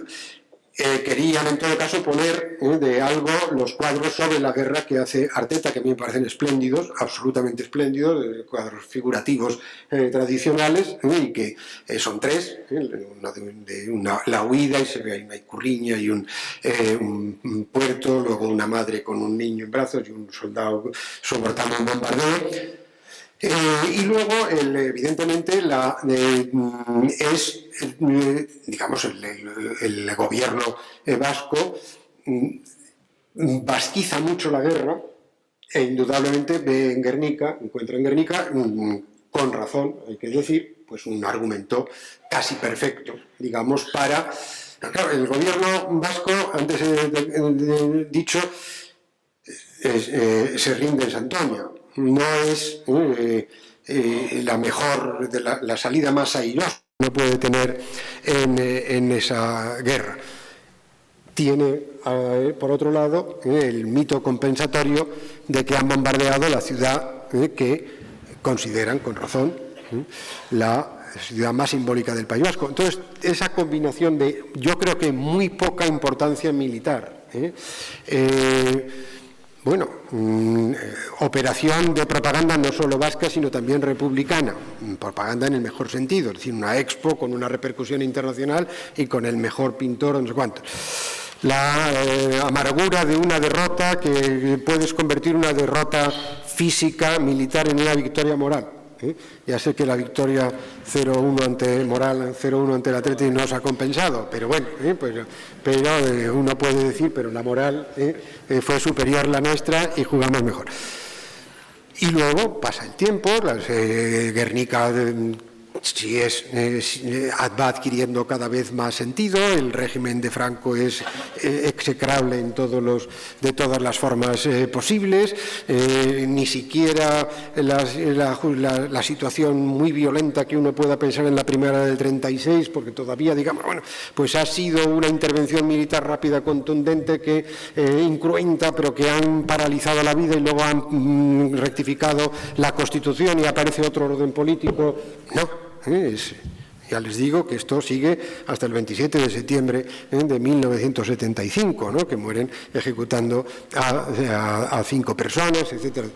Todo eso, pues cualquier símbolo, y este tiene unos, digamos, pues unas posibilidades de simbología emotiva especiales, lo convierte en lo que es. No hay nada más. Ojalá continúe y se recuerde Guernica, si no necesariamente los hechos que ocurrieron, como un bastión de paz en el País Vasco, como decía antes, que a propósito de nuestra sensibilidad, y recuerden lo que les digo, hoy para la memoria, para la conciencia del hombre contemporáneo, no hay guerra justa, todas las guerras son injustas, pero recuerden que es. Por lo tanto, la pregunta para nosotros ya no es esa. Todas las guerras son injustas, para ustedes y para mí, pero no todas las paces son justas. Eso sí que es lo que es difícil de hilar, que es una paz justa.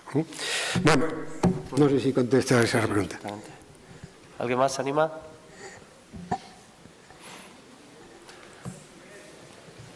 Pues no veo. ¿Ahí arriba?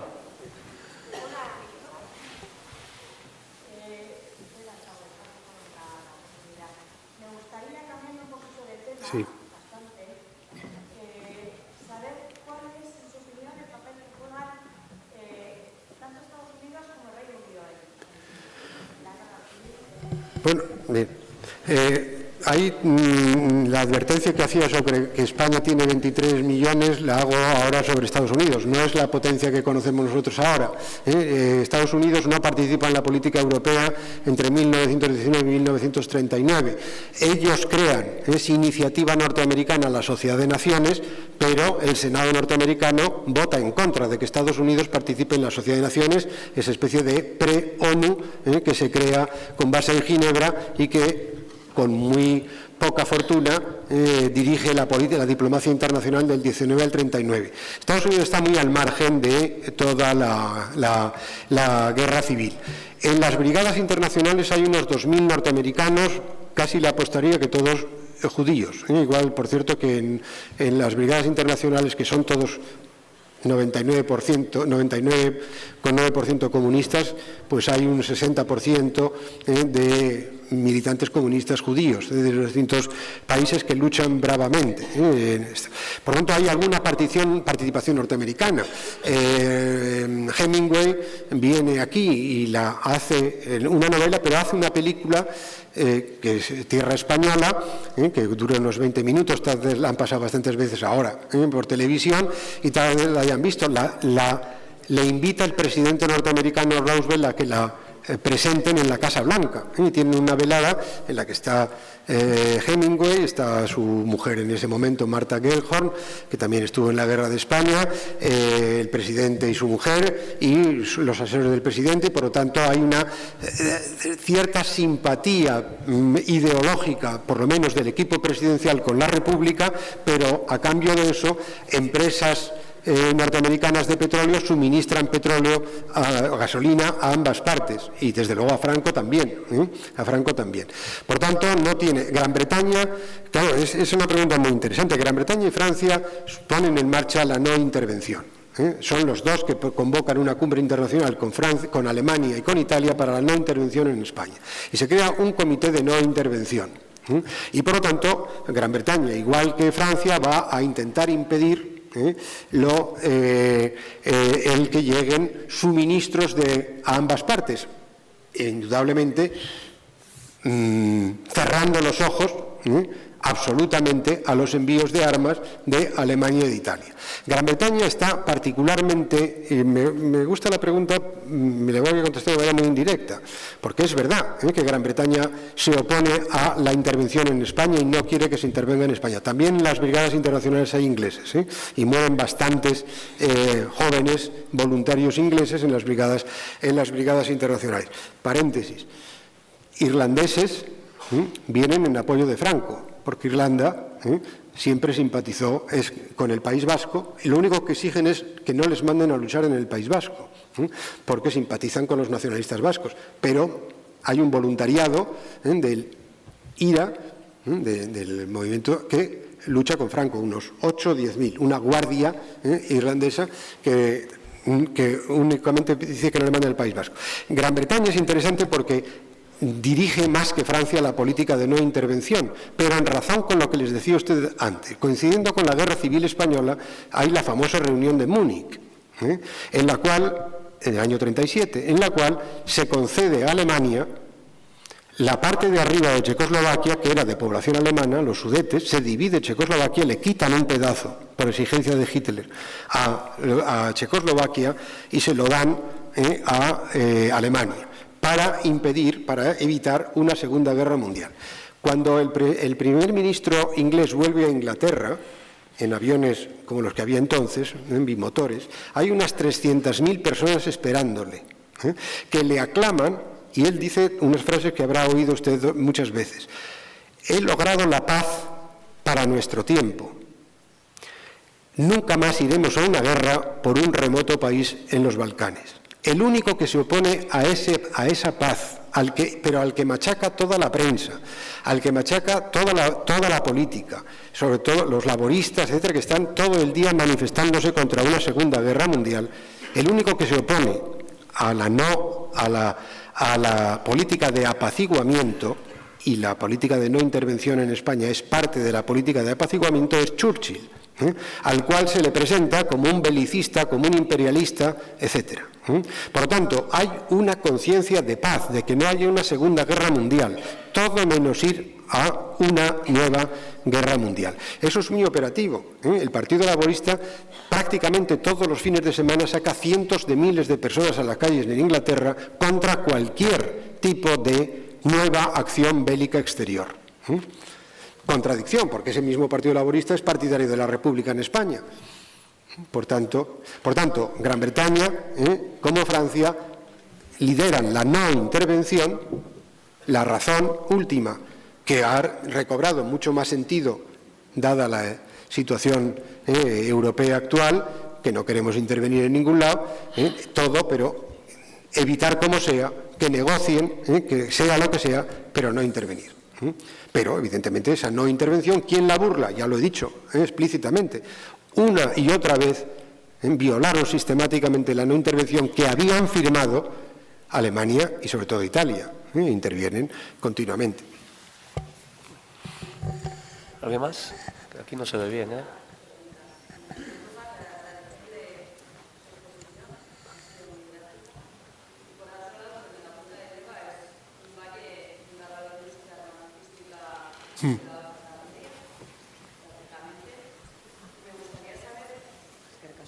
¿Hasta qué punto va a influir el que Franco se haga con estas tierras y cómo influirá eso en nuestras industrias para que se transformen pues, en fábricas de armas?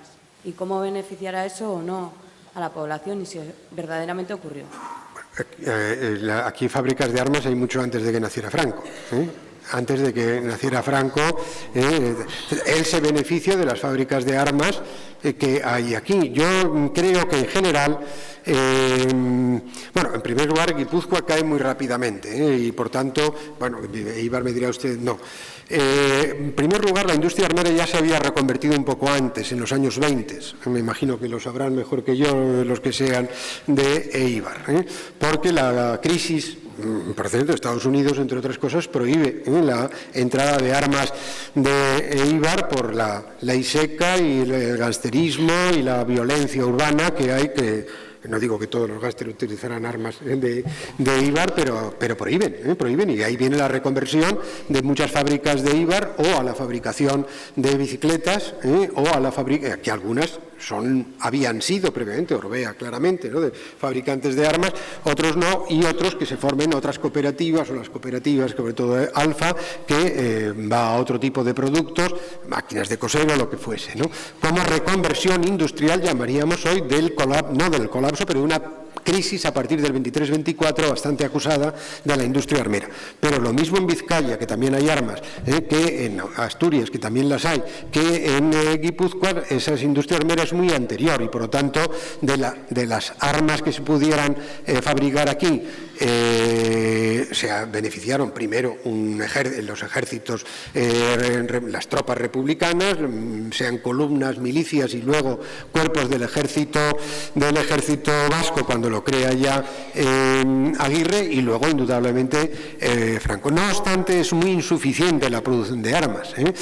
Aquí no se hacen, y depende de qué estemos hablando, no se fabrican.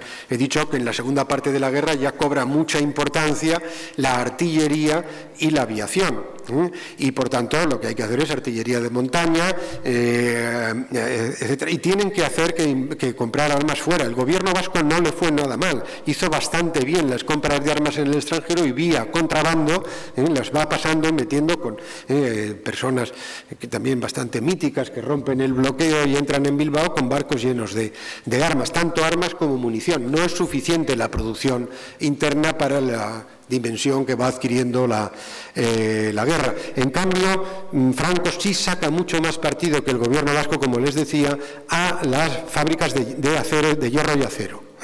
y de astilleros y todo eso, mucho más que los otros. Claro, se ha discutido también si debía el gobierno vasco en la retirada haber practicado una política de tierra quemada, que por cierto se suele hacer, y también hay dudas sobre, a veces en Eibar, ¿no?, sobre además de las bombas, y luego, bueno, la política de tierra quemada, yo recuerdo que la hizo Wellington en la Guerra de Independencia Española, y antes, entonces se hacía para no dejarle trigo al enemigo, y quemaban los campos o lo que fuese. Luego se hace con las fábricas, no le va a dejar uno los pozos de petróleo, lo hemos visto en la guerra de Irak, Saddam Hussein voló todos los pozos de petróleo, etcétera. En la guerra, cuando cae Bilbao, se plantea la idea de volar Altos Hornos, de volar los astilleros, de volar todo la ría y de no dejarle nada a Franco. Finalmente no lo hacen y el PNV se opone, entre otras cosas. También algún batallón ugetista no quieren que eso sea, pero sí es cierto que Franco saca mucho más rendimiento a las fábricas vascas que lo que el propio.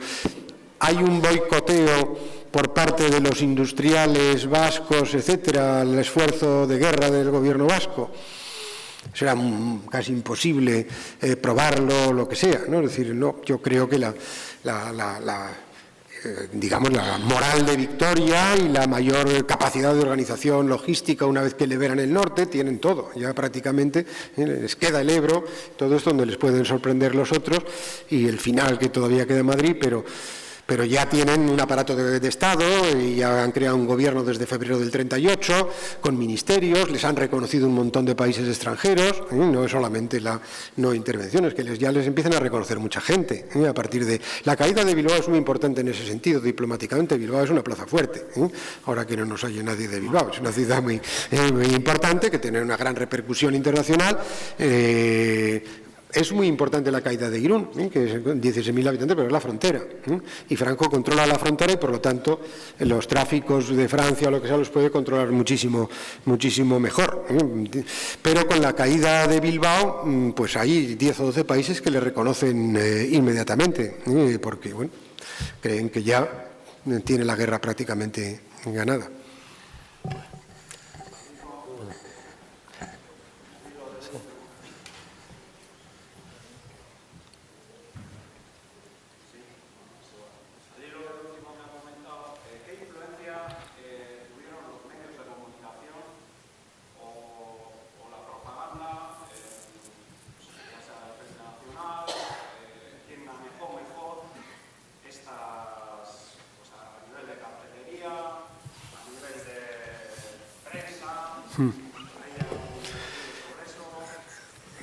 Bueno, de carteles de la Guerra Civil ha habido muchas cosas y muy buenas exposiciones.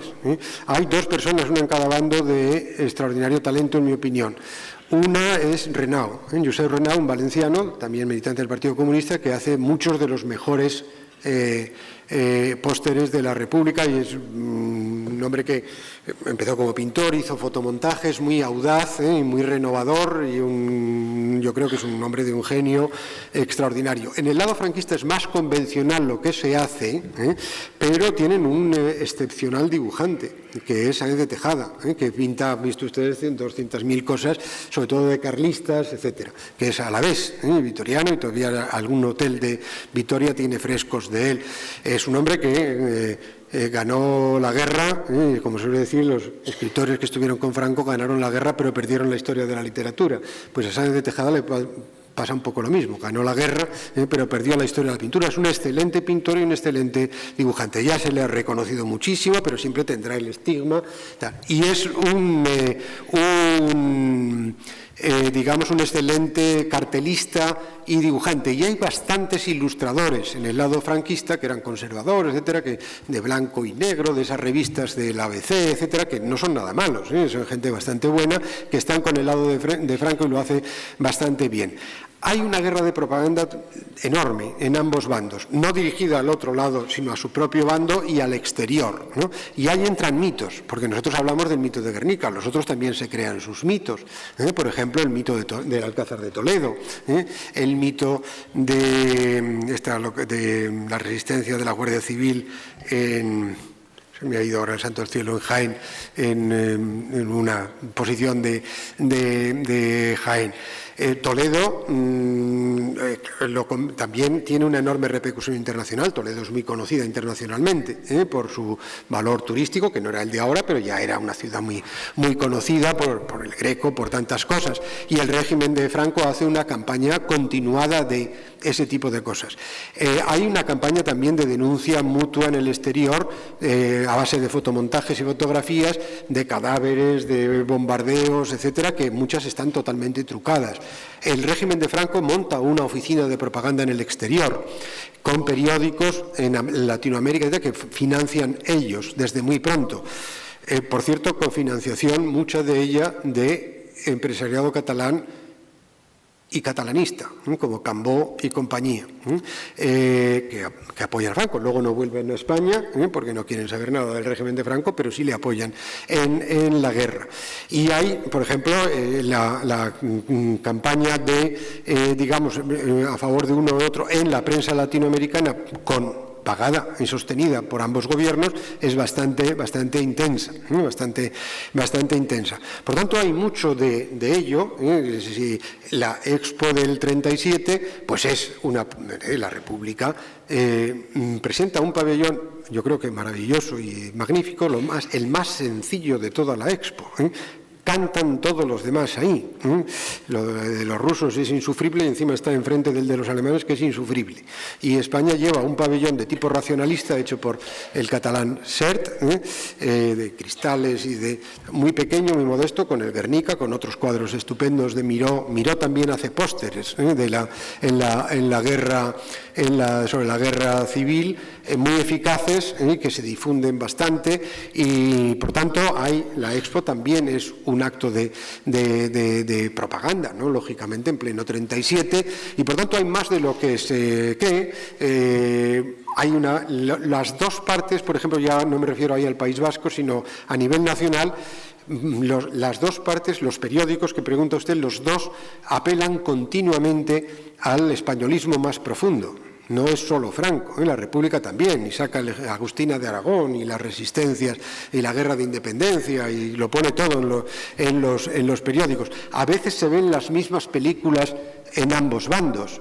Nobleza Baturra, las proyectan con enorme éxito estrepitoso en ambos sitios. Por lo tanto, los dos juegan la carta del pueblo español, del españolismo, de la españolidad, de Covadonga, de independencia, de la Virgen del Pilar, de los aragoneses nobles, en fin, apelan a todo, absolutamente a todo. Falsean fotografías, hay pósteres de gran calidad, las exposiciones, insisto, no sé si han coincidido, ha habido bastantes, de pósteres de la guerra civil, algunos son anónimos, no recordamos quiénes son, no nos hemos quedado con esos nombres gráficos. Músicas también, canciones de la guerra, se llevan, yo creo, la palma mejor la República, son más, recordamos más, aun cuando, claro, no son solo para la guerra, pero los otros utilizan mucho el Oriamendi y el Cara al Sol. Son himnos vibrantes, no son malos himnos desde el punto de vista de galvanizar a la gente. Hay otros himnos que son un aburrimiento. Hace 4 o 5 años hicimos un seminario en Estella sobre el carlismo, y vino una profesora que era la vicerrectora de la universidad, que es navarra, María Nagore, que habló de los himnos españoles, desde el himno de Riego, de la Marcha Nacional, el Oriamendi, el Cara al Sol y varios de ellos, ¿no? Y hablaba y nos explicó muy bien a los que no sabemos música la estructura que tienen los himnos, ¿no? Y cómo lo miden de bien. Primero tiene que tener una salida vibrante, luego una parte lenta, luego baja, luego vuelve otra vez, luego sale no sé cómo.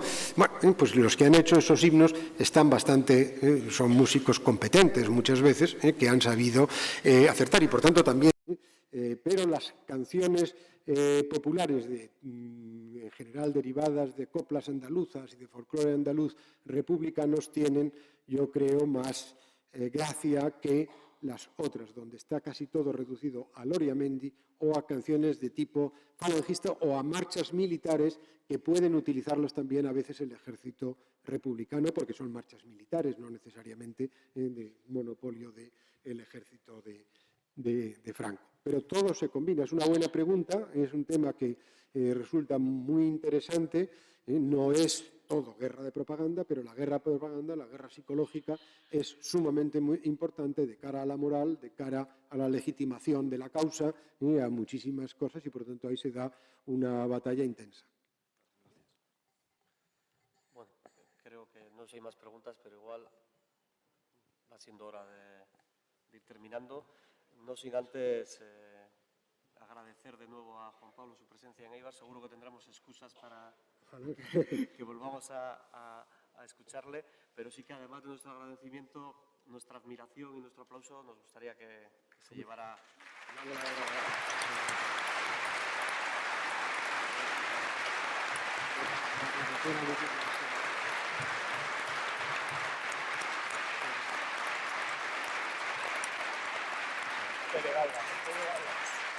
Me encanta. Ya está. Me encanta. Sí, esta es la bola donde se hace luego. Sí. Se ponía la pieza para